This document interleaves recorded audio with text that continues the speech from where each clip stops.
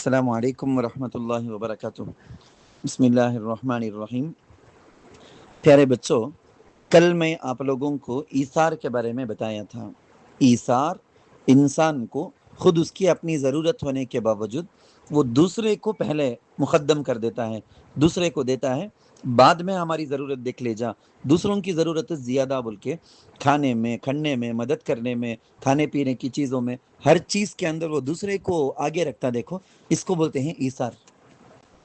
کل اس کے بارے میں تمہیں دو واقعہ سنے بچوں، دو عجیب عجیب واقعے کہ انسان کو پوری زندگی کے لیے وہ دو واقعہ کافی ہیں کہ وہ سدھر جائے۔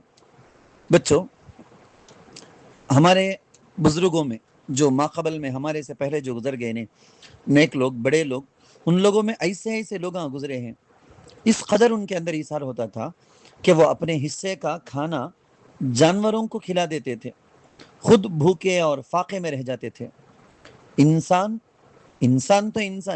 کو تو وہ دیتے، جانوروں کی بھی وہ رعایت کرتے تھے۔ حضرت عبداللہ بن جعفر رضی اللہ عنہ ایک مرتبہ جنگل سے جا رہے تھے، راستے میں ایک باغ پر گزر ہوا، جاتے جاتے وہاں ایک حبشی غلام کو دیکھے جو باغ میں کام کر رہا ہے، اس کے حصے کی روٹی اس کے پاس آئی، اس کے ساتھ ایک کتا بھی باغ میں تھا، اس غلام کے پاس آ کر وہ کتا کھڑا ہو گیا، اس غلام نے کام کرتے کرتے ایک روٹی اس کتے کے سامنے رکھ دی، اس کتے نے اس کو کھا لیا اور پھر اس آدمی کو، غلام کو دیکھتے ہوئے کھڑا رہا، تو اس غلام نے دوسری روٹی بھی دے دی، اس کو بھی کھانے کے بعد وہ کتا اسی غلام کو اسی جیسا دیکھتے دیکھتے، یعنی ترستے ہوئے، بھوک ہے مجھے کچھ کھلا دو بول کے وہ نگاہ سے دیکھ رہا تھا۔ وہ غلام تیسری روٹی، لاسٹ روٹی بھی دے دیا، اس کے پاس تھی ہی پوری روٹیاں کتنے ٹوٹل؟ تینوں روٹیاں وہ کتے کو کھلا دیا۔ حضرت عبداللہ بن جعفر غور سے کھڑے ہوئے یہ سب دیکھ رہے تھے۔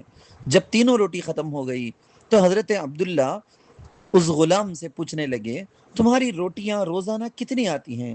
اس نے کہا، آپ نے تو دیکھا نا حضرت، ایک دن کو 3 روٹیاں مجھے ملتی ہیں۔ حضرت پوچھے، بات تو تینوں روٹیاں کیوں دے دیا؟ تو اپنے اوپر ایثار کر کے کتے کو تو دے دیا نا۔ غلام نے جواب میں کہا، حضرت یہاں کتے تو نہیں رہتے، یہ کتے رہنے کا ایریا نہیں ہے، یہ غریب بھوکا کتا بہت دور سے کہیں دور سے یہاں آیا ہے، اس لیے مجھے اچھا نہیں لگا کہ اس کو ایسے ہی بھوکا میں واپس کر دوں۔ حضرت نے کہا، پھر تم آج کیا کھاؤ گے؟ آج کا تمہارا کھانا کیا ہوگا؟ جو تھا ٹوٹل تو دے دیے نا۔ غلام نے کہا، حضرت کوئی بات نہیں، ایک دن فاقہ کر لوں گا، یہ تو کوئی ایسی بڑی بات نہیں ہے نا۔ حضرت عبداللہ بن جعفر حضرت عبداللہ بن جعفر نے اپنے دل میں سوچا کہ لوگ مجھے ملامت کرتے ہیں کہ تو بڑا سخی ہے، بڑے سخاوت کرنے والا ہے، یہ غلام تو مجھ سے بھی بڑا سخی نکلا۔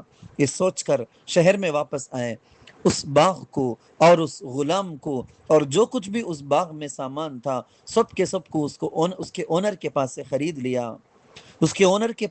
لیا، خرید کر اس غلام کو آزاد کر دیا۔ وہ غلام اس کو ایسا نوازے کہ وہ باغ کا ہی اس کو مالک بنا دیے، چل یہ باغ اب سے تیرے لیے ہے، تو ہی اس کا اونر ہے۔ بچوں، اللہ تعالیٰ کو ایثار کرنے والے بہت پسند آتے ہیں، تو ہمیشہ ایثار کرنے کو اپنی عادت بنا لو۔ آپ کا حق ہوگا ضرور، میں نہیں کہتا کہ آپ کا حق نہیں ہے بول کے، آپ کا حق ہے، پھر بھی دوسروں کو دو۔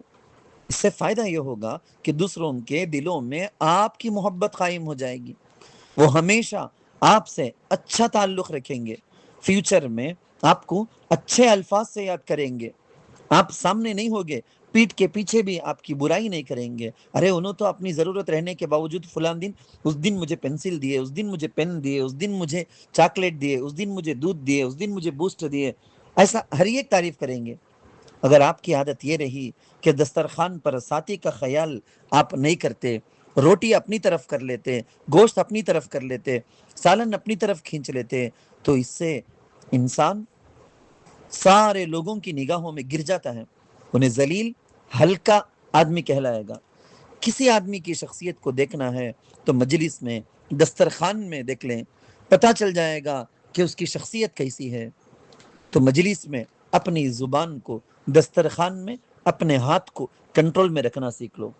مجلس میں اپنی زبان کو اور دسترخوان میں اپنے ہاتھ کو کنٹرول میں رکھنا سیکھ لو، تو پھر تم لوگوں کے دلوں میں جگہ پکڑ لو گے.